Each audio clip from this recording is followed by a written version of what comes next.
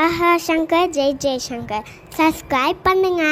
ஸ்ரீ மகாபெரிவா திருவடிகள் சரணம். நம்ம மகாபெரிவா துணை சேனலில் தொடர்ந்து நம்ம பல பதிவுகளை பார்த்துட்ருக்கோங்க. நம்ம இந்த பதிவில் பார்க்க போகிற ஒரு விஷயம் என்னென்னா, நம்மளுடைய வாழ்க்கையில் படக்கூடிய கஷ்டங்கள், துன்பங்கள், துயரங்கள் இது எல்லாத்துக்குமே காரணம் அப்படின்னு பார்த்தீங்கன்னா, நம்ம முன் ஜென்மத்திலேயோ அல்லது இந்த ஜென்மத்திலேயோ இல்லை நம்மளுடைய முன்னோர்களோ செஞ்ச பாவங்கள் எல்லாமே கர்மாவாக மாறி நம்மளை தொடர்ந்துக்கிட்டே இருக்குது. இந்த கர்மாக்களை நம்ம தீர்த்துக்கிட்டா, அதாவது கிளென்ஸ் பண்ணால் மட்டும்தான் நம்மளுடைய வாழ்க்கையில் நம்ம அடுத்தடுத்த லெவலுக்கு இம்ப்ரூவ்மெண்ட் ஆக முடியும். எல்லா ஒரு நல்ல காரியங்களும் நமக்கு அனுபவிக்க முடியும். நம்ம மட்டும் இல்லாமல் நம்மளுடைய குழந்தைகள் தலைமுறையாக நல்ல செழிப்போடு வாழ்கிறதுக்கு இது ஒன்று மட்டும்தான் நமக்கு ஹெல்ப் பண்ணும். சரி, இப்படிப்பட்ட கர்மாவை எப்படியெல்லாம் நம்ம கரைக்கலாம் அப்படின்றத இந்த பதிவில் பார்க்கலாங்க.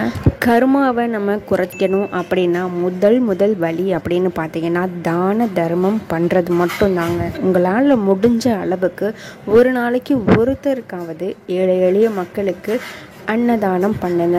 உங்களால் வீட்டிலேயே சமைச்சு எடுத்துகிட்டு போய் கொடுக்க முடியும்னா கொடுங்க, அப்படி இல்லைனாலும் கடையில் வாங்கி கொடுங்க.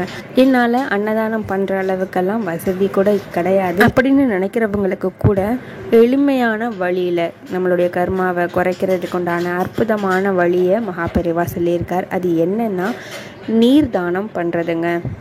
அன்னதானம் பண்ணுறதுக்கு தான் பணம் வேணுங்க. நீர்தானம் பண்ணலாமே, தாராளமாக எல்லாராலையுமே பண்ண முடியும். உங்கள் வீட்டு வாசலில் ஒரே ஒரு குவளையில் தண்ணி மட்டும் நிரப்பி வைங்க.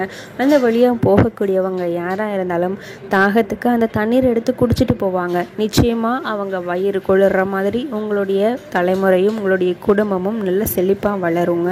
அதே மாதிரி மனிதர்களுக்கு நம்ம அன்னதானம் பண்ணுற மாதிரி, தானங்கள் கொடுக்குற மாதிரி, வாயில்லாத ஜீவராசிகளுக்கு நீங்கள் பண்ணக்கூடிய அந்த உணவு கொடுக்குற தானம் அப்படின்றதும் உங்களுடைய கர்மாவை குறைக்கிறதுல பெரும் பங்கு வகிக்குது. அதனால் முடிஞ்ச வரைக்கும் வாயில்லாத ஜீவராசிகள் எங்கே பார்த்தாலும் சரி, அதுக்கு ஏதாவது ஒரு உணவு வாங்கி கொடுங்க. சீக்கிரமாக கர்மாக்கள் எல்லாத்தையும் இந்த ஜென்மத்திலேயே நம்ம கழிக்கலாம். நம்மளுடைய வாழ்க்கையை நல்லபடியாக வாழலாம். ஹர ஹர சங்கர ஜெய ஜெய சங்கர.